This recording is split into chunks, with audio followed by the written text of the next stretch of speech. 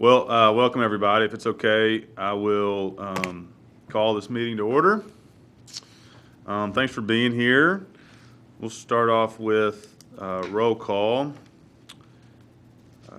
We know that Mr. Wendell Huggins is traveling tonight, so he's not going to be here. Dustin Seaton. Here. Candace Baldwin. Here.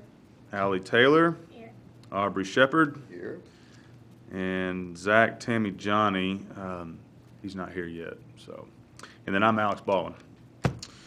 So with that, we just want to approve the minutes from our last meeting in July. Is there any discussion around those, or does anybody want to go back through those? Everybody good? One thing on the agenda, if you're coming to that, is Steve Smith still on the board? No, he's not. It's just listed. He was on the last meeting. Yeah, and can we get that removed for next time? Thank you. Unless we want to Skype him in Niagara Falls. He's done. You've been reappointed, Stephen. He's here in spirit. I think we tried. He declined that one. So, yeah, we'll get that off there. Thank you, Mr. Aubrey. Everybody good with the approval minutes? Yep. Motion to approve the minutes. Okay. Yep. Second? Second. All in favor? Aye. Any opposed? All right. Do we have a chance to look over the meeting agenda for tonight? Any discussion around that? Do we need to add anything to that? Anybody got anything? We good on that? So I'll make a motion to approve the meeting agenda for tonight. Any old business we need to discuss? None. None? Good. I love when these agenda just moves right along. New business. Doug, do you want to kind of fill us in on the approval of the contract? Did everybody have a chance to read it and go over it? Yep. Well, back in the first part of June, Karen Beeks, who's the executive assistant at the county judge's office over there, approached Media Services and inquired about the possibility of us expanding our coverage. Right now we cover live just the quorum court and any special quorum court meetings. They were interested in increasing the coverage to include many more of their meetings. 5 of them, I believe. 6. Mm-hmm. Adding 6 of them on top, including the quorum court and the special quorum court. And some we're able to do that. It was just a question of how would we allocate employee hours and that sort of thing, because we couldn't add or hire an employee because of the city policy right now is to not add full-time employees. It's just to fill open positions. What we were able to kind of come to an agreement with the county was the fact that they would have to help subsidize an increase in one of our FTEs, full-time employees. Right now we have 3 full-time employees plus 1.25 FTE. And a 0.25 FTE, that's basically 10 hours a week. We would need additional hours in order to allocate to Washington County to cover this, which means we would need to add a quarter, so an additional 10 hours per week to cover that. In doing some kind of cost figuring and things like that, we came up with a figure of about $750 per month that the county would pay us to subsidize, basically upping the 0.25 to a 0.5. And those hours, that 10-hour block would be dedicated to Washington County. This contract was put together by the city assistant attorney, Blake Pennington. It was, so far it's been sent over to Washington County, and their attorney has looked it over and has only made one change to it, and that was actually to replace, originally the Finance and Budget Committee was to be covered, but that committee has been dissolved and has been taken into the quorum court as a whole for right now. So they swapped it with Ordinance Review Committee. And I don't think that's a regularly occurring meeting, but that's okay. That's the only change they had, and right now I'm presenting it to the Telecom board to see what you think about adding this responsibility to media services, which we can shoulder if they help subsidize the increase in FTE hours. And then from TCB, then it will go before City Council, and then on their end, it will go before the Quorum Court for their approval. And if you have any questions about, it's a pretty basic Yeah. contract, and the fact also is in this contract that city meetings take precedence. So if there is, for whatever reason, a special meeting, like a Quorum Court meeting, that ends up being live, our city live meetings take precedence over it. So the way their schedule works compared to the way our schedule works, there's very little headbutting in terms of meetings. You know, here at the city, we have a lot of meetings that we cover, and sometimes we have meetings happening at the same time. They don't do that. They do their meetings one right after another. Would there be a loss of revenue if they had to cancel, or the city had to cancel a committee coverage? Would they pay less that month, or is it just a standard? No, it is a flat fee. And the reason why we decided to go with the flat fee is because originally, and what we do right now is we bill them per meeting and per the actual time involved. And to factor in possibly covering 90-something meetings for a year, give or take the additions plus the cancellations, it would be too difficult for them to predict what they would need to budget. So we just did a flat fee that would help cover our subsidized FTE. And if they have extra meetings, we'll cover them because we'll have the hours to allocate to it. If they have less meetings, and that's kind of the way it goes. This is a yearly contract, which will be reviewed at the end of the year and see if any adjustments need to be made. Are you, the 10 hours more a week, is that, who's going to, one person, we're going to put that on one person, or we're going to spread it around? How are we going to do that? Primarily, it's going to go to our .25, Tyrone Rogers. Is going to do that. If there is some sort of conflict, we'll just put another staff member in place for that particular meeting. All these meetings are held, that they want covered, are held in the Quorum Court, which has its own internal recording system. Yeah. So we don't have to haul equipment or do anything like that. And we'll record it on their system. The benefit to them is the fact that they get access to our video on demand in Granicus. We'll play their meetings on the government channel, and their the county residents can have access to these meetings now online, video on demand. How does this play into, or does it at all bleed over into or hinder whatever, what Dr. Smith was talking about as far as talking to Judge Story about getting those court meetings televised? Does that take away from that, do anything to? No, that's a separate, Okay. separate item together. The proposal to do that, if we ended up doing that, would require an additional full-time employee for it. That's a separate item. This is just basically taking somebody that we have already, just kind of bumping them up a little bit. And it's a benefit to Tyrone as well, because he gets extra hours. That also gets us some extra hours too that he can work on, because if all these meetings in 1 week take 10 hours, he's got them. If they take 8 hours, then he's got 2 hours to do some of the other stuff for us.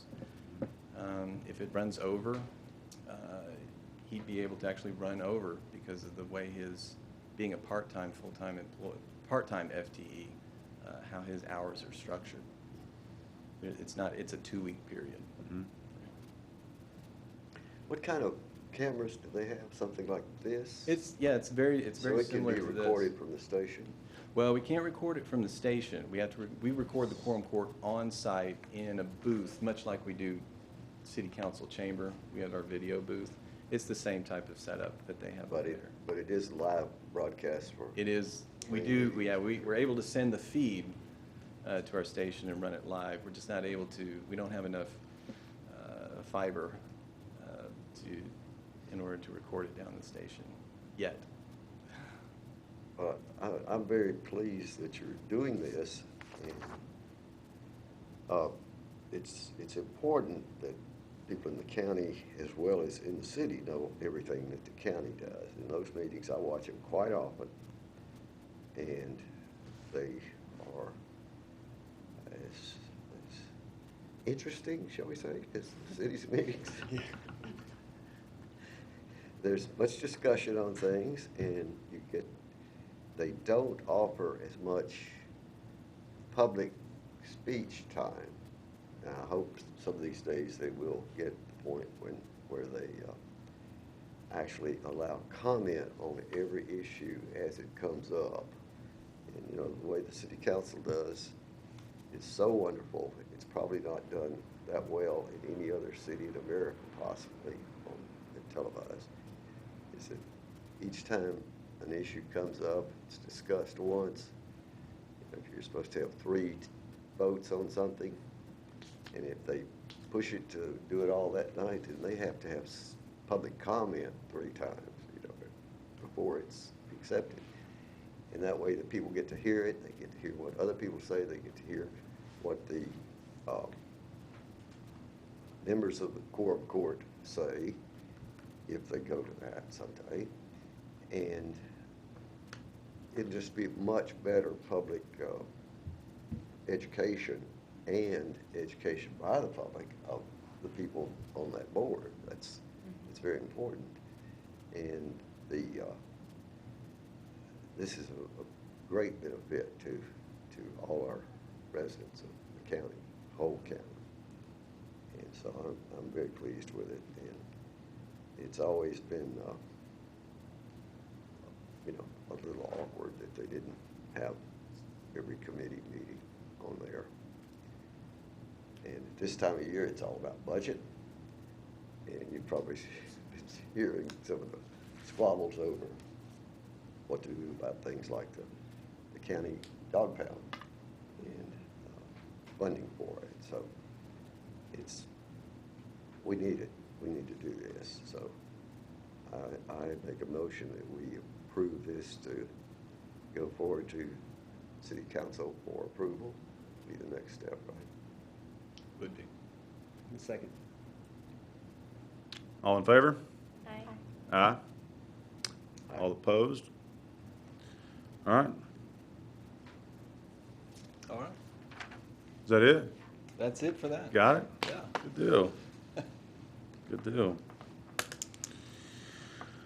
Thank you, Mr. Aubrey, for elaborating more on that. Appreciate that very much. Doug, you want to jump into the report section? Do that. Let me kill the lights.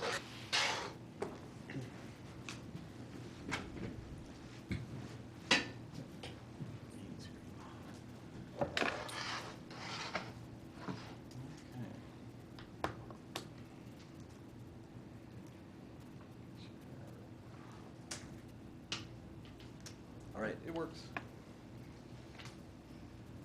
Okay, we are actually, Dan and I are doing a little something different this meeting. We're actually going to show video. Why not? Oh, what's that? We should have brought the popcorn. How about that? It is the Telecom board. And I wanted to show you, hopefully you've seen this. There's a reason why I want to play this. It's really quick.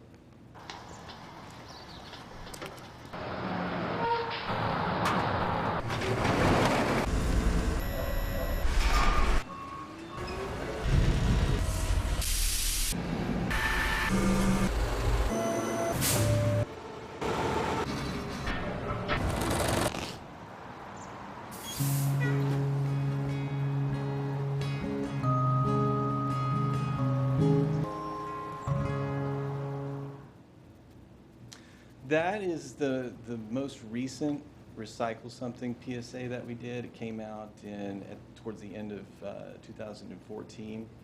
And earlier this month, it was nominated for 2 Emmys.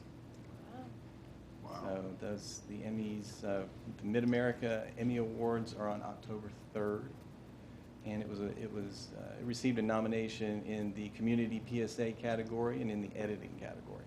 Oh, that's So great. we're actually quite surprised because it was I've seen quite a bit of the work that was submitted, and it's very, very good. It's a very crowded field this year.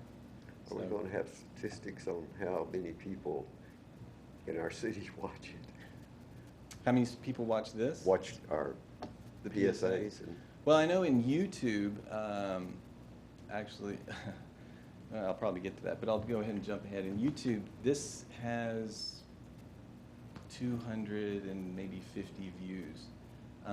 But this isn't really a social media thing. This PSA was designed to go on Cox. So right.